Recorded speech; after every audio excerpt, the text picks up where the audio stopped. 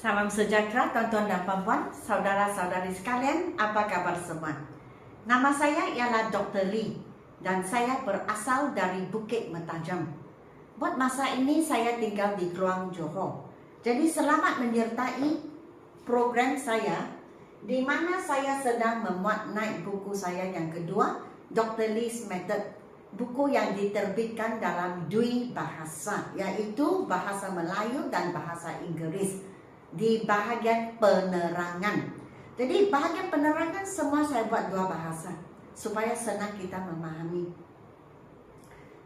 Buku yang pertama semua dalam bahasa Inggris, buku yang kedua dua bahasa. Jadi bagaimana dengan buku yang ketiga pula? Buku yang ketiga sudah siap separuh. Sampai sekarang saya belum ada masa untuk bertindak, untuk sambung, tidak dapat. Tapi saya akan cari masalah ya. Dan buku itu dalam bahasa Inggris sebab apa? Sebab buku yang pertama 38 bab. Buku yang kedua 40 bab. Buku yang pertama 38 bab terdapat juga didapati juga dalam buku yang kedua. Sama, topik sama tetapi soalan berlainan, dan buku yang kedua soalannya tahapnya lebih tinggi sedikit. Jadi kalau yang membeli buku saya dan yang meminta saya untuk menerbitkan buku saya dalam dua bahasa, kalian mesti sangat pandai buat masa ini sebab sudah dua kali. Sebab apa? Buku yang pertama 38 bab itu diterbitkan di dalam buku yang kedua juga, topiknya sama. Topiknya sama. Jadi maksudnya sudah ulang. Sudah dua kali. Sampai sekarang sudah 37 tambah 38. Kalian sudah menyertai 75 bab saya. Ya, 75 bab. 75 kali menyertai video saya. Jadi memang sudah pandai. Jadi buku yang ketiga itu saya tidak payah lagi menerbitkan dalam dua bahasa. Sebab topiknya sama juga. Jadi buku yang kedua saya tambah dua bab yang baru sahaja. Tapi 40 bab ini akan saya terbitkan dalam buku yang ketiga. Maksudnya serentak sama sahaja. Yang 38 bab itu adalah topik-topik utama. Dan topik-topik utama ini masuk ke buku yang kedua. Tambah dua bab utama. Dan 40 bab dari buku yang kedua saya masukkan ke dalam, saya terbitkan di dalam buku yang ketiga. Soalannya lagi susah. Sebab apa yang kita pelajari, contohnya di sekolah. Sekolah rendah apa kita pelajari?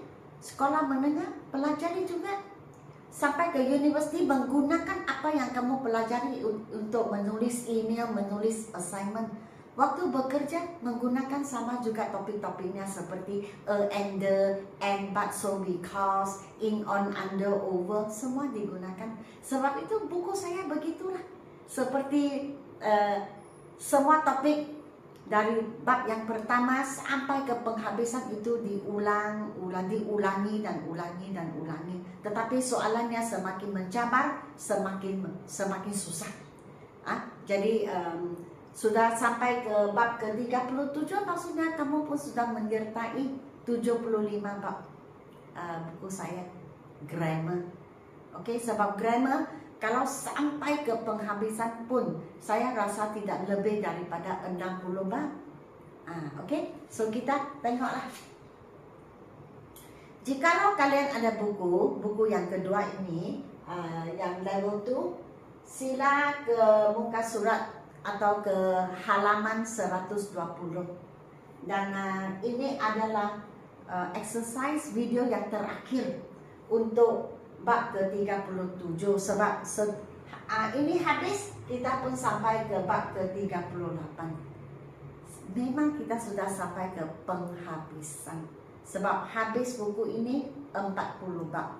Jadi tengok sini exercise 5. Saya akan baca lah ya.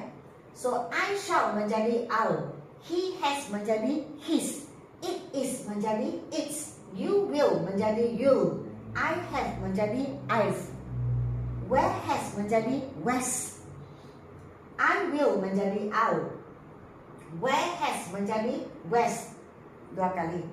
Who has menjadi whose. Oke, jadi ayatnya begini. I shall Oh, saya di sini.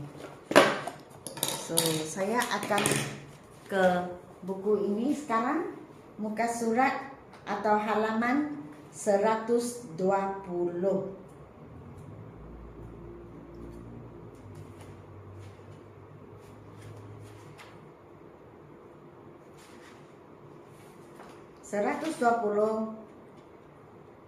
Ya, soalannya di sini. I shall inform all the members about the meeting tomorrow. Jadi jawabannya, I'll inform all the members about the meeting tomorrow. Yang kedua, he has gone for a camping trip with his classmates. Cara pendek, he's gone for a camping trip with his classmates. It is raining heavily outside, so the children must stay indoors. Jawaban, it's raining heavily outside, so the children must stay indoors. Number 4. You will have a great time at Aman's birthday party tomorrow. Jadi cara pendeknya, you'll have a great time at Aman's birthday party tomorrow. Number 5. I have eaten a piece of bread and drank a cup of coffee. Cara pendek, I've eaten a piece of bread and drank a cup of coffee. Where has Davy put all the books? Pendek, where's Davy put all the books? Number 7. I will go to the village to visit my grandparents next Sunday. I will menjadi I'll. So I'll visit my grandparents in the village next Sunday. Or I'll go to the village to visit my grandparents next Sunday. Where has our little kitten gone to? Cara pendek, where's our little kitten gone to? Who has eaten all the rambutans in the basket? Cara pendek, who's eaten all the rambutans in the basket? Exercise 6. Pendek menjadi full form, menjadi panjang.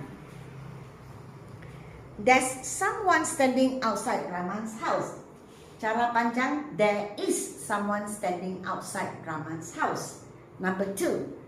She's going to plant some vegetables behind her house. Cara panjang, she is going to plant some vegetables behind her house. It's going to rain as the sky is very dark. Cara panjang, it is going to rain as the sky is very dark. We are going to Johor Bahru with our parents during the holidays. We are going to Johor Bahru with our parents during the holidays. He'll ride his new bicycle when he comes home from school. He will ride his new bicycle when he comes home from school. They've seen that interesting movie already. They have seen the interesting movie already. She'll be buying some new clothes for herself during the sale. She will buy some new clothes for herself during the sale. I'm giving my old laptop to my cousin. So menjadi I am. So I am giving my old laptop to my cousin. Okay, so cara panjang dipanggil full form untuk penulisan atau percakapan, terutamanya ceramah ataupun syarahan. Inilah kalau ia adalah secara rasmi, formal. Kalau tidak rasmi, sini. Mungkin ada juga, saya pernah menonton ceramah, 2-3 orang duduk forum, berbincang-bincang, bercakap-cakap. Saya dengar ada guna juga short form. Oke juga, sebab dia gunakan platform itu waktu mereka berbincang-bincang, mereka seakan-akan berbual-bual. Jadi mereka menggunakan cara yang tidak formal. Mereka menggunakan ini is okay. So terpulanglah kepada kalian, sama ada kamu ingin menggunakan penulisan formal atau rasmi, gunakan ini dan ini. Jikalau kamu menggunakannya sebagai penulisan atau pertuturan atau perbincangan yang tidak formal, maka kita gunakan inilah yang short form. So short form digunakan untuk informal, tidak rasmi. Full form digunakan untuk rasmi. Sebab itu kita perlu mengetahui kedua-duanya. Oke, terutama yang short form ini kita tahu untuk bagi bakal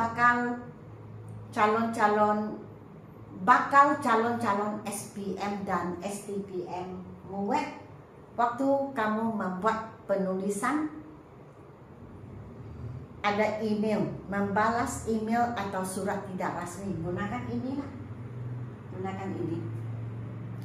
Tetapi jika kamu ingin menggunakan rasmi, boleh atau tidak? Boleh, tidak ada masalah, boleh juga. Oke, baiklah. Yang penting kamu mesti tahu, jikalau rasmi jangan gunakan ini.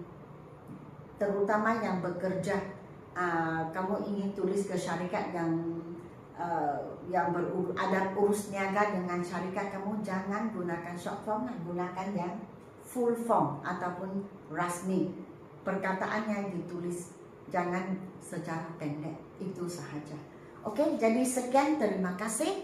Sila memberi saya like, share, dan sila beri saya like, share, dan subscribe.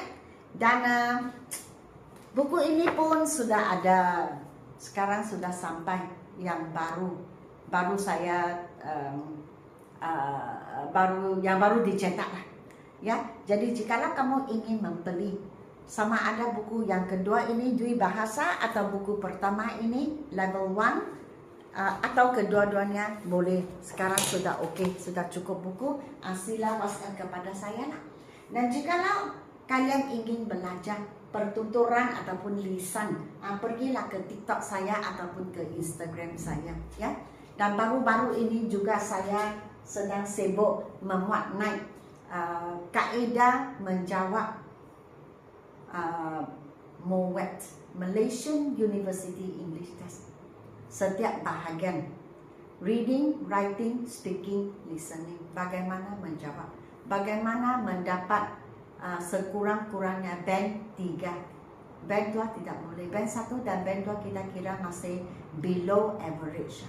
Oke, agak susah lah kalau masuk universiti, susah untuk memahami dan membuat penulisan. Oke, kalau dapat 1 dan 2, coba kita dapat sekurang-kurangnya 3.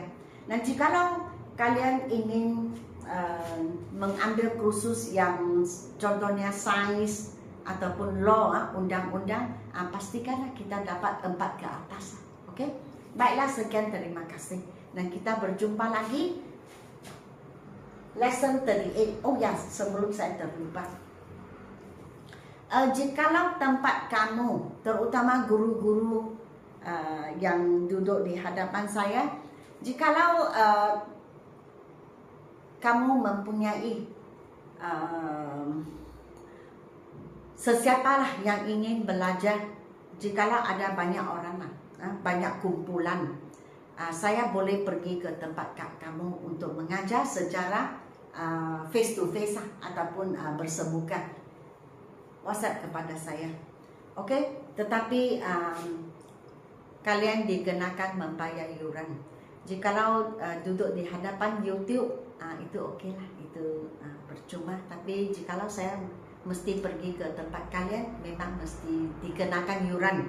Dan jikalau beberapa orang ingin belajar daripada saya, beberapa orang sahaja atau kamu seorang individu, bolehlah kita mengendalikan kelas secara online. Saya menggunakan Zoom.